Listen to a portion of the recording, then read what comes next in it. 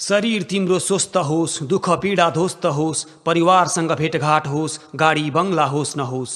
दुःख पर्दा तिमीलाई म छु नि भन्ने साथी होस्, रात्रिमा निस्कनु पर्दा जुन तिम्रै शिरमाथि होस्।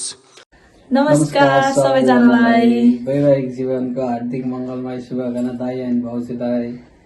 धेरै धेरै बधाई दुवैजनालाई। एकदमै खुसी छौँ, हामी त एकदमै खुसी छौँ। जहाँ भए पनि म यहाँ टाढा छु, त्यही पनि एकदमै खुसी छु।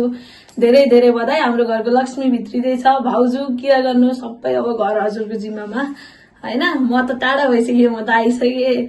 अर्काको घर सम्हालिरहेको छु मैले त होइन। अब तपाईँको मेरो घर सम्हाल्ने जिम्मा हजुरको।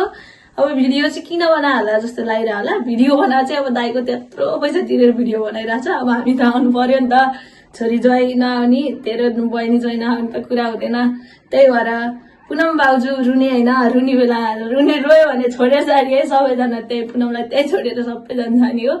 ल कोही पनि रुने होइन। म एकदमै खुसी छु। म टाढा छु, खुसी छु, तर एकदमै मनदेखि नै तिमीहरूलाई सम्झिरहेको छु। म रोक्को छैन, तिमीहरू पनि रुने होइन, कोही पनि रुने होइन। धेरै धेरै बधाई। अब त्यही हो राजनी, भोलि आउँछु, भोलि नि भिडियो कल गरिहाल्छु। बिदा छ मेरो है त। सबैजनालाई धन्यवाद, सबैजनालाई पनि है। ल धन्यवाद।